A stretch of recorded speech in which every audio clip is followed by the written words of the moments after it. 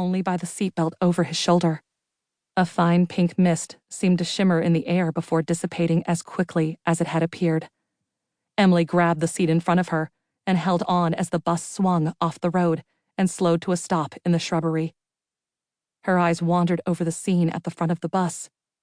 The passengers in the first 2 rows were examining their hands or touching their faces as though they were damp.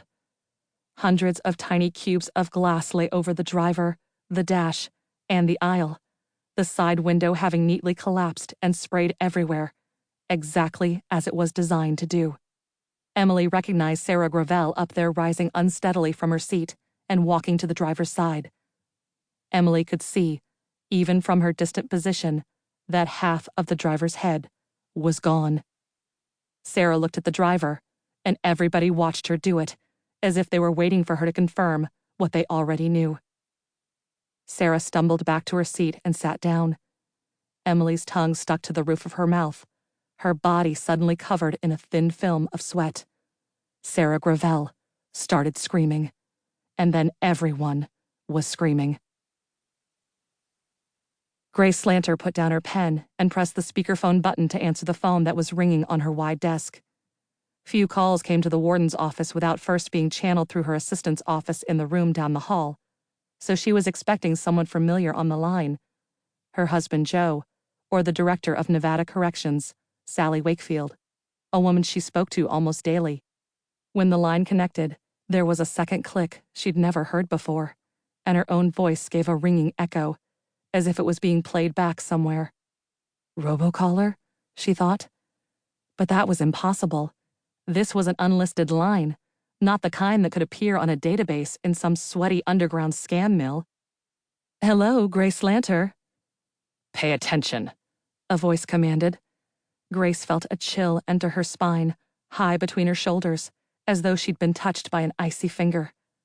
She looked down at the phone on the desk, as though it held a malevolent presence, something she could see glowing evilly between the seams in the plastic. Excuse me? There's a bus stopped in the desert half a mile from the prison walls, the voice said. It was a male voice. Soft, clipped, confident. If you go to the window behind you and look out, you'll see it sitting on the road. Grace stood. She did not go to the window. The warden had been trained to respond to calls like this one, and though she'd never before had to put that training into action, the first thing she remembered was not to start following the directions of the caller until she had a grasp on the situation. She went to the door of her office instead, the furthest point from the window, and looked down the hall. There was not a soul to be seen. Are you looking at it? The voice asked. Grace stepped up onto the couch against the wall to the left of the desk. She could see the bus out there, a distant white brick in the expanse of land beyond the concrete walls and razor wire of the prison. It had one wheel off the road. The vehicle tilted slightly, leaning as though drunk. Okay, Grace said. I see it. What's your name? I want to know who I'm talking to. On that bus are 12 women, 8 men, and 14 children, the voice said, ignoring her questions. They're the families of guards inside the prison. Your employees. Your people. Jesus Christ, Grace said. The annual softball game. Inmates versus officers.